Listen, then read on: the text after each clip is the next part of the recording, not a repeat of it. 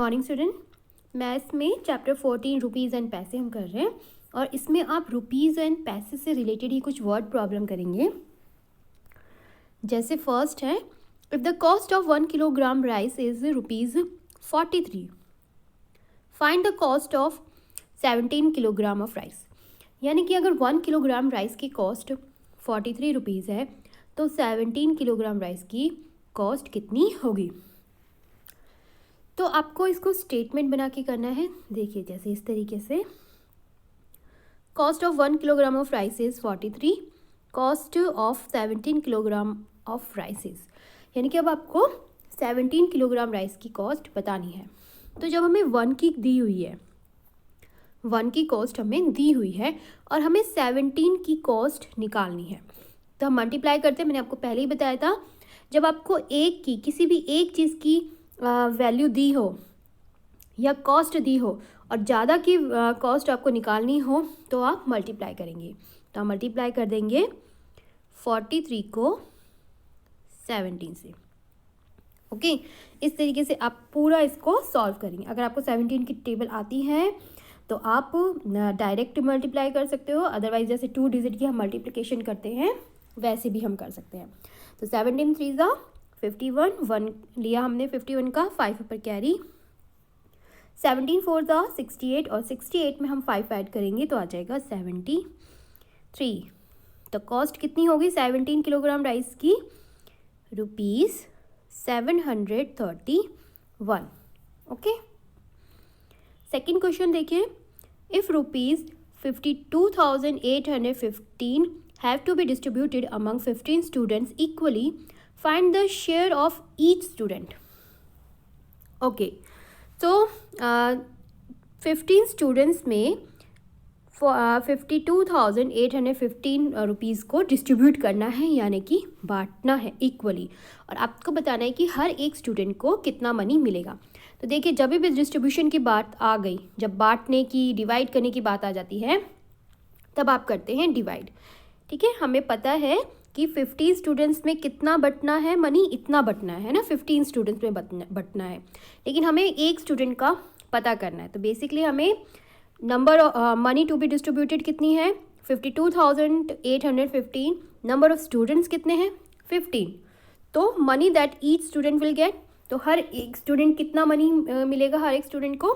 तो देखिए हमें पता है ना, हमें 15, ध्यान से समझेंगे इस चीज़ को बेटा, हमें 15 स्टूडेंट्स की वैल्यू पता है, 15 स्टूडेंट्स में कितना बटना है इतना, और हमें 1 स्टूडेंट की वैल्यू बतानी है 1 की, तो हम करेंगे डिवाइड। डिवाइड किसको करेंगे हम, जितना मनी डिस्ट्रीब्यूट करना है, कितना मनी डिस्ट्रीब्यूट करना है 52,815, और कितने पार्ट में इसको डिस्ट्रीब्यूट करना है या कितने में करना है डिस्ट्रीब्यूशन हमें, ये 15 में। तो बस आप सिंपल इसको डिवाइड कर दीजिए। 15 3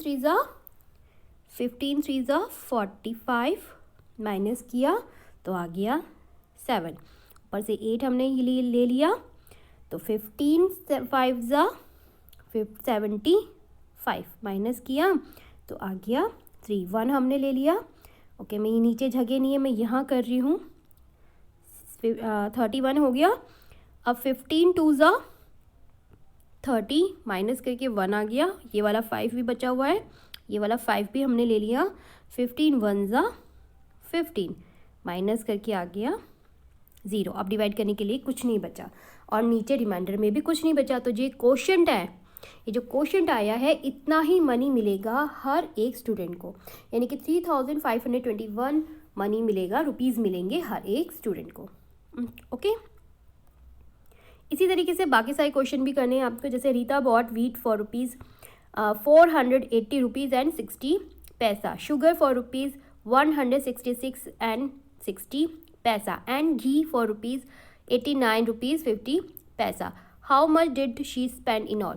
तो आप जो रीता हैं वो क्या क्या लेके आई है, वीट गेहूँ लेके आई है इतने मनी का, शुगर लेके आई है इतनी मनी का, और घी लेके आई है इतने मनी का। तो अब आपको बताना है कि टोटल उसने इन चीज़ों पे कितना खर्चा किया। जब टोटल की बात आ गई तो यानी कि आपको ऐड करना है इन सबको। ठीक है, तो आप ये खुद से करेंगे, ध्यान रखिएगा ऐड करते वक्त डेसिमल के नीचे आपको डेसिमल लिखना है। Okay, next the cost of vanilla cake is rupees 325 and the cost of a chocolate cake is rupees 475. Find the difference in the cost of the two. Okay तो अब जो वनीला केक है उसका cost इतना है और जो chocolate cake है उसका कॉस्ट इतना है, और आपको इन दोनों की कॉस्ट में डिफरेंस बताना है, अंतर बताना है। तो डिफरेंस बताने का मतलब हो गया आपको इसको डिवाइड करना है। ओके, तो ये भी आप खुद से ही डिवाइड करेंगे। ये डिवाइड प्लस के हैं, खुद से आप माइनस करेंगे, सॉरी डिवाइड नहीं माइनस करेंगे। Okay, last, if the cost of 1 kilogram Apple is rupees 120, find the cost of 12 kilogram apples.